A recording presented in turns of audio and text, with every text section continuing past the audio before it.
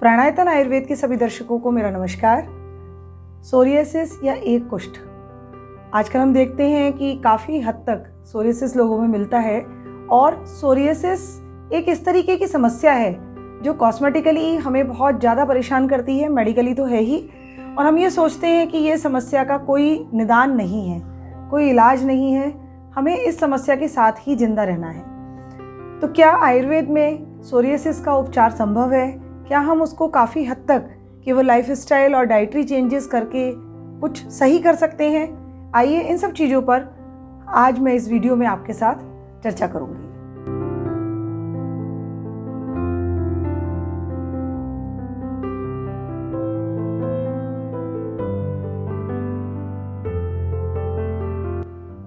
Psoriasis एक तरीके का ऑटो इम्यून डिसऑर्डर है जिसमें हमारी बॉडी का इम्यून सिस्टम हमारी हेल्दी सेल्स को ही डैमेज करने लगता है।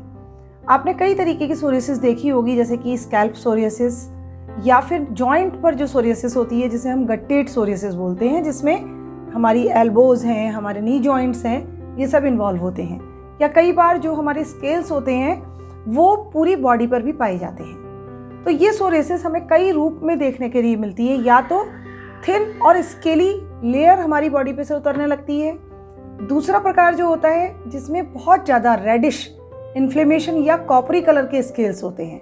और तीसरे होते हैं जिनमें सर्कुलर पैचेस बन जाते हैं और वो पैचेस पूरी बॉडी पर अलग अलग जगह पर पाए जाते हैं। सोरियाटिक पेशेंट्स में अधिकतर हमें इन्फ्लेमेशन देखने के लिए मिलता है और दूसरा सिम्टम आता है हमारा इचिंग, जिसकी वजह से वो बीच बीच में परेशान होते हैं। बेसिकली जब भी हमारा इम्यून सिस्टम डाउन होता है या वीक होता है तब ये सोरियासिस एग्रेवेट हो जाती है।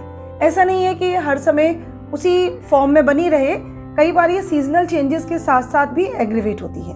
जब ये सोरियासिस हमारे डीपर टिश्यूज़ को इन्वॉल्व करती है तो उस कंडीशन में सोरियाटिक आर्थराइटिस या सोरियाटिक हार्ट इन्वॉल्वमेंट भी हो जाता है। तो ये जब सिचुएशन बहुत क्रोनिक हो जाती है तब हमें ये सब समस्याएं भी देखने के लिए मिलती हैं। इसका जो चिकित्सा है वो केवल होलिस्टिक अप्रोच से ही संभव है, जिसमें हम अपने लाइफस्टाइल को चेंज करें, डाइटरी चेंजेस करें और साथ में शोधन या आयुर्वेदिक डिटॉक्सिफिकेशन के मेथड्स को अपनाएं। इसके साथ साथ हम ओरल और टॉपिकल मेडिसिन्स भी यूज़ कर सकते हैं। पहला जो इम्पॉर्टेंट फैक्टर है वो है हमारा लाइफस्टाइल चेंजेस। आजकल हम देखते हैं कि हर एक व्यक्ति 16 से 18 घंटे तक स्ट्रेस्ड कंडीशन में काम कर रहा है। वो एक बहुत बड़ा कारण है सोरियासिस होने का। तो आप अपनी दिनचर्या को नियमित करें, समय पर उठें, समय पर सोएं और समय पर ही अपने भोजन को लें। जो स्ट्रेस है उसको रिलीव करने के लिए आयुर्वेद में मेद्य औषधियों का वर्णन किया गया है, जैसे कि ब्राह्मी, शंखपुष्पी, ज्योतिषमती, जटामांसी इत्यादि। और दूसरा जो प्रोसीजर है हमारा शिरोधारा, जो कि बेस्ट प्रोसीजर है स्ट्रेस को रिलीव करने के लिए। दूसरा प्रोसीजर है हमारा शोधन। आचार्यों के अनुसार यदि हम साल में एक बार वमन और एक बार विरेचन ऐसे सोरियाटिक पेशेंट का करवाते हैं तो उनमें बहुत अधिक मात्रा में लाभ पहुंचता है। शोधन के द्वारा हम जितने एक्यूमुलेटेड टॉक्सिन्स हैं जो हमारे इम्यून सिस्टम को डाउन कर रहे हैं उनको शरीर से बाहर निकाल सकते हैं। इससे पहले रोगी की नाड़ी और प्रकृति परीक्षा के द्वारा ये जानना ज़रूरी है कि उसके अंदर वात पित्त कफ में से किस दोष की एग्रीवेशन हो रहा है, क्योंकि ये जो हमारी व्याधि है जिसको आप सोरियासिस या एक कुष्ठ कहते हैं, ये मुख्यतः वात और कफ के प्रकोप के कारण होती है। और इस प्रक्रिया में यदि हम शरीर पर अभ्यंग करते हैं या हम कषाय धारा का प्रयोग करते हैं, जिसमें कि बहुत अलग अलग प्रकार के जैसे निम्बादि क्वाथ, आरगवदादि क्वाथ, मंजिष्ठादि क्वाथ, इस तरीके के कषाय धारा को यदि आप रोगी के ऊपर प्रयोग करते हैं तो उसके द्वारा सोरियासिस में बहुत अधिक लाभ मिलता है। तीसरा हमारा है विरुद्ध आहार का हम सेवन ना करें। अब सोरियाटिक पेशेंट्स के लिए विरुद्ध आहार क्या है?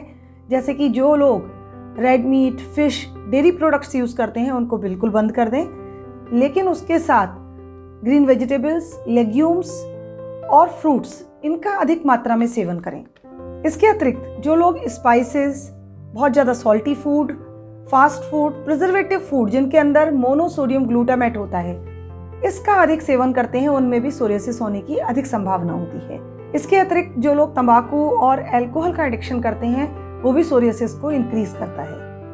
तो इस प्रकार की जो हमारा चिकित्सा का विधान है जिसमें हम शोधन करते हैं, दोषों को साम्यावस्था में लाते हैं, साथ में डाइटरी चेंजेस करते हैं और लाइफस्टाइल चेंजेस करते हैं। इसके साथ आयुर्वेद में जो हमारी ओरल मेडिसिन हैं और टॉपिकल मेडिसिन जो बाहर से लगाने के लिए ऑयल्स हैं या घृत हैं, उनका इस्तेमाल कर सकते हैं।